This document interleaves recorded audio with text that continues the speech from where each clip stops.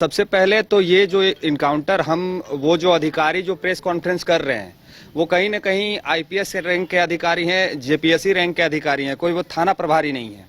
और उनका जब आप स्टेटमेंट को, उनका जो प्रेस कॉन्फ्रेंस है, जब आप उसको बारीकी से समझिएगा तो उन्होंने ही खुद सारा चीज का खुलासा कर दिया है। वो कह रहे हैं कि हमने सूर्य नारायण हांसदा को देवघर से गिरफ्तार किया। ये पूरे झारखंड की जनता को समझने का चीज है। उन्होंने सूर्य नारायण हांसदा को देवघर से गिरफ्तार किया, सपोज दैट 10 तारीख को, और उनका इनकाउंटर 11 तारीख के रात में 1 बजे होता है।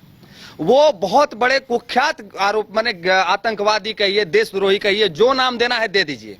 तो फिर इतना बड़ा आतंकवादी को आप थाना से उठा के उनका जहां हथियारों का जखीरा रखा हुआ था वहां ले जाने का क्या तात्पर्य है? और अगर आप ले जाते हैं, जबकि देवघर से ललमटिया का जो दूरी है लगभग 110 किलोमीटर है, तो 110 किलोमीटर आप कोई आतंकवादी को उठा के ले जा रहे हैं और उसका हाथ बांधे हुए हैं, उसका पैर बांधे हुए हैं, उनकी पत्नी जो है वो बता रही है कि वो टाइफाइड से ग्रसित है, उनका बेलोर से इलाज चल रहा है। तो वो व्यक्ति इतना ताकत और शक्तिशाली कैसे हो गया कि वो हथियार भी आपसे छीन लिया, अपना रस्सी को भी खोल लिया और आपका हथियार छीन के आपके ऊपर फायरिंग भी कर दिया और वहां से भागने में सफल भी हो गया। उसके बाद वहां पे सूर्य नारायण हांसदा जो है, उनके जो समक्ष जो उनके मित्र हैं वो वहां आ जाते हैं और पुलिस प्रशासन पे उधर से फायरिंग शुरू हो जाती है। और जब उधर से फायरिंग शुरू हो जाती है तब पुलिस कार्रवाई में गोली चलाती है और उस कार्रवाई में सूर्य नारायण हांसदा को छाती पे गोली लगती है और वो ढेर हो जाते हैं। और इसकी जब पुष्टि वो कब करते हैं? रात्रि में पुष्टि नहीं होती है,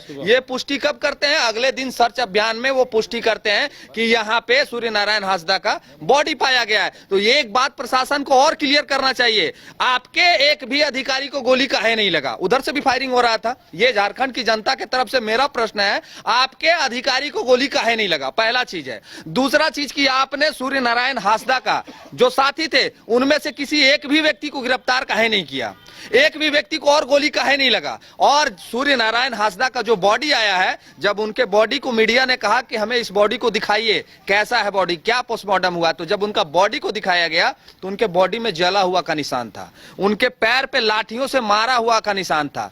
तो जो व्यक्ति का शरीर पहले ही जला हुआ है, जो व्यक्ति के शरीर में इतना लाठियों से वार किया गया है कि वो व्यक्ति पूरी तरह से अधमरा हो गया, और उस व्यक्ति को ये लोग आरोपी बना रहे हैं कि हमारे ऊपर एफआईआर करता है, हमारे ऊपर गोली चलाता है। तो ये एसपी साहब को क्लियर करना चाहिए कि एसपी साहब जो प्रेस कॉन्फ्रेंस करके झारखंड की जनता को गुमराह करने का काम कर रहे हैं, इनको क्लियर करना चाहिए अपने स्टेटमेंट में कि जहां आप गोली चला रहे थे रात 1 बजे, क्या आवश्यकता थी जकीरा को पकड़ने का? आप अगर गए भी थे वहां पे तो क्या आवश्यकता थी कि सूर्य नारायण हांसदा को आप साथ में लेके गए थे? क्यों लेके गए थे? ये सवाल है झारखंडियों का कि आप इतना बड़ा आरोपी को लेके जाते, उनको वहीं थाना में छोड़ के जाना चाहिए था, और आप ले गए थे तो फिर उनको उचित व्यवस्था देना चाहिए था, और आपको जकीरा पकड़ना ही था तो आपको दिन में जाना चाहिए था। आप रात 1 बजे क्या सोच के जाते हैं? ये खुद कह रहे हैं प्रेस कॉन्फ्रेंस में कि हमारा एक छोटा सा टीम, 2-4 लोगों का टीम सूर्य नारायण हांसदा को देवघर में गिरफ्तार करता है। तो जब एक छोटा सा टीम आपको गिरफ्तार करके दे दिया लोगों ने, तो फिर आपका एसआईटी का जो टीम है,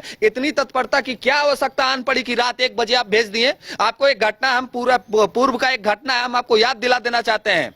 बोकारो, डुमरी और बैरमो का सटा हुआ एक जगह था जहां पे एक व्यक्ति को गाड़ी में गोली मार दिया जाता है, रात को गोली मार दिया जाता है, और उस गोली मारने के जब खबर हमारे विधायक, डुमरी विधायक तक पहुंचती है तो वो उस घटना तक पहुंचते हैं, और उस घटना पहुंच के जब थाना प्रभारी को फोन करते हैं तो थाना प्रभारी नहीं आता है।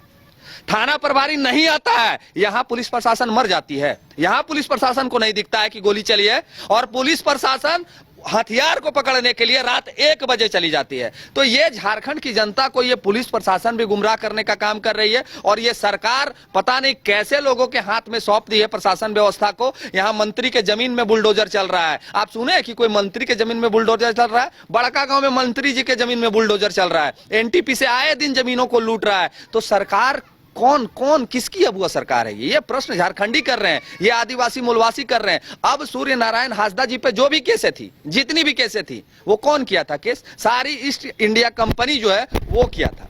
एनटीपीसी, ईसीएल, फलना, अडानी, ढकना, जितना कंपनी है उनका केस था उनके ऊपर। तो जब केस करने वाले लोग कंपनी के हैं तो केस तो हमारे ऊपर भी है, केस तो इनके ऊपर भी है। हम भी कल मगध से आए हैं, मगध में हमारे ऊपर भी एफआईआर हुआ है, इनके ऊपर भी एफआईआर हुआ है। तो क्या प्रशासन हम लोग को चिन्हित करके एक एक करके सबको गोली मारेगी?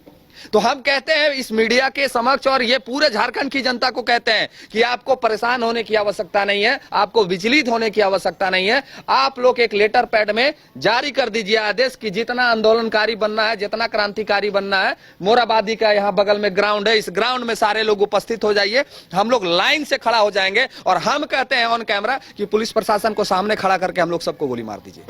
ये उग्रवादी नाम देके, आतंकवादी नाम देके मरने से अच्छा है कि आप हम लोग खड़ा हो जाते हैं। जितना आंदोलनकारी है, जो भी है, कहीं ना कहीं तो आंदोलन कर रहा है, आवाज उठा रहा तो वो आंदोलनकारी है, सवाल पूछ रहा तो आंदोलनकारी है, जन समस्या को लेकर किसी भी तरह का प्रश्न कर रहा तो आंदोलनकारी है। तो आप आतंकवादी हमको बना दें, आप हमको देशद्रोही बना दें, उससे अच्छा है कि आप हमको कह दीजिए, हम स्वतः समर्पण कर देते हैं और गोली मार दीजिए। घर रहने का मकान भर नहीं, ये खुशियों की तिजोरी है।